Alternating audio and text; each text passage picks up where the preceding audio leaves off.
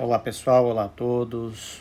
Conforme eu tinha falado para vocês durante o curso, eu estou aqui resolvendo certas duas atividades que nós passamos aí para vocês, né, no decorrer aí do nosso módulo de laboratório. Eu estou aqui com a primeira atividade. Vamos ver aqui a primeira questão. A questão ela fala o seguinte: para o ensaio de piquenômetro, descreva pelo menos 2 fatores que podem ser fontes de erro. Bem, o ensaio do piquenômetro ele é um ensaio bem delicado, né? Então, uma das fontes possíveis de erro é, por exemplo, a questão, né, da umidade do solo, né? O solo que vai ser ensaiado ele tem que estar com uma umidade zero. Uma outra fonte de erro em relação à própria água que é utilizada, né? Se não for uma água destilada, também pode chegar de repente a provocar algum erro, ou mesmo até o manuseio do próprio equipamento, né? Principalmente na hora de tampar, né, o piquenômetro, fazer as pesagens do P3 e do P4. Utilização, por exemplo, de balanças, certo? Balança que não esteja bem calibrada ou que não seja adequada, né? Por exemplo, uma balança com uma resolução um pouco mais baixa, ela pode sim provocar, né, um cálculo, né, desproporcional, né, gerar até um erro aí por conta da precisão do equipamento que está sendo utilizado. Ok?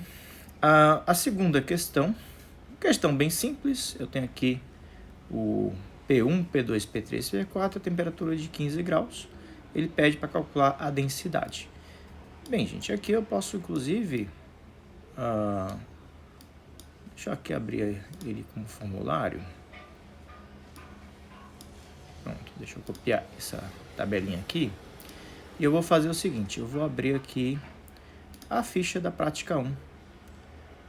Certo? Vocês podem simplesmente utilizar as próprias fichas aqui para conseguir, né, calcular esses valores. Então, eu vou utilizar aqui o P1 47,04, P2 57,18, o P3 104,11, P4 98,02 e a temperatura da água 15 graus. Ele está me dando aqui um valor de 2,506, ou seja, 2,51, tá? Então, quando você for fazer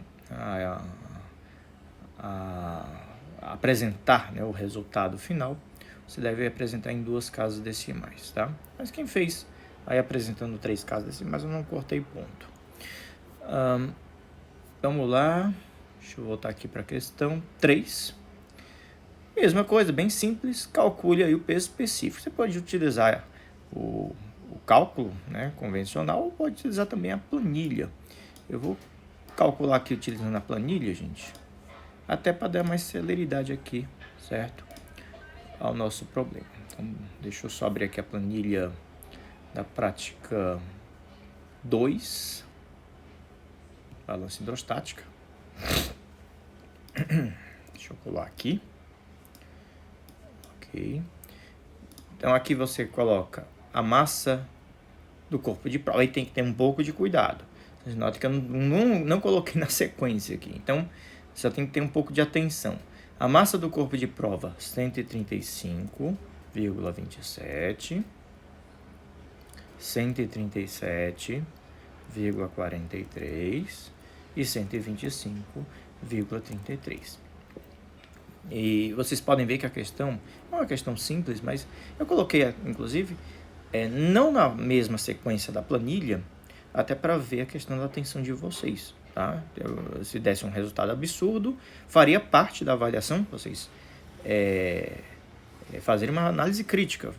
Então, teve alguns alunos que deram um resultado absurdo e realmente a gente teve que desconsiderar, tá? Então, a massa parafinada, 144,91, 152,86 e 139,96. E a massa imersa 60,93, 60,84 e 56,46. Pronto. A densidade, né, tá dando, a massa específica aparente está dando 1,85 e o peso específico 18,13 kN por metro cúbico.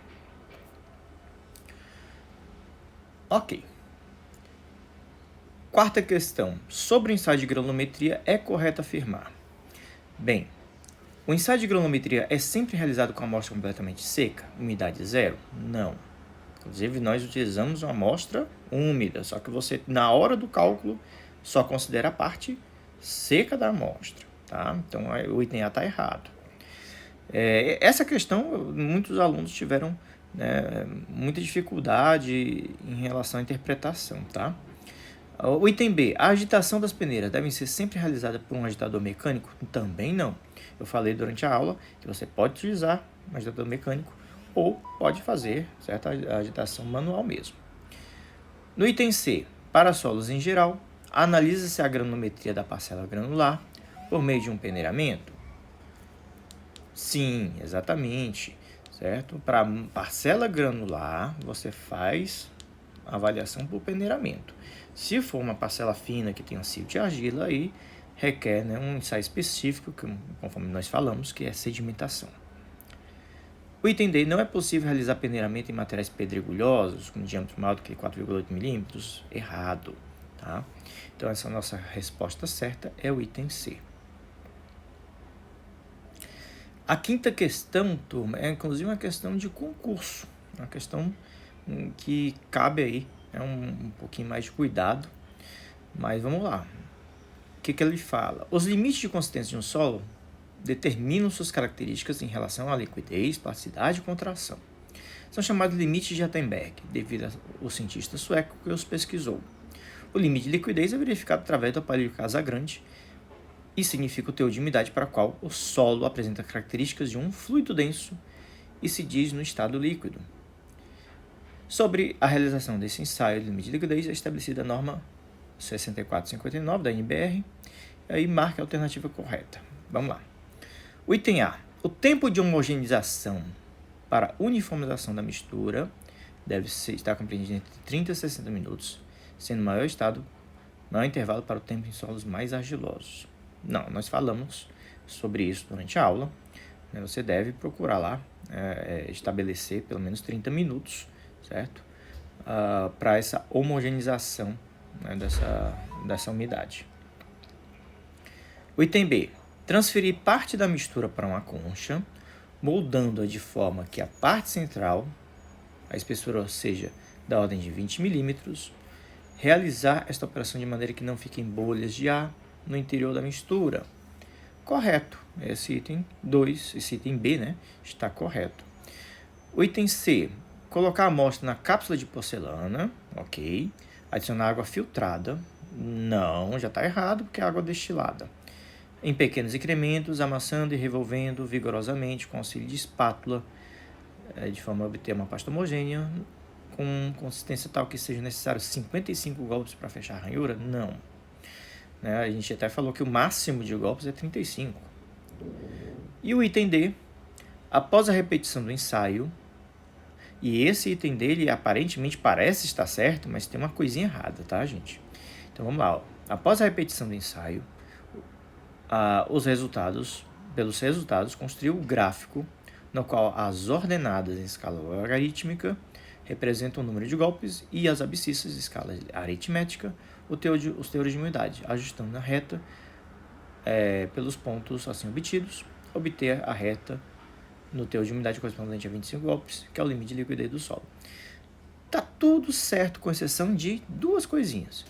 A ordenada, gente, ela em escala aritmética, certa? E representa a umidade.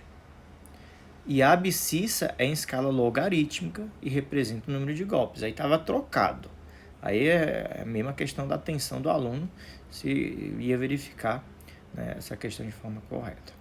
Se tivesse alguma dúvida, pessoal, vocês poderiam acessar, principalmente os itens A e B, vocês poderiam estar acessando, né, a norma, né, que foi disponibilizado para vocês e verificar, né, se as respostas realmente estavam compatíveis. Bem, pessoal, esse é o primeiro vídeo, né, da primeira atividade. A atividade 2 eu vou fazer um vídeo também específico para respondermos aqui e tirarmos quaisquer dúvidas sobre o exercício passado, tá? Pessoal, um forte abraço e até o próximo vídeo.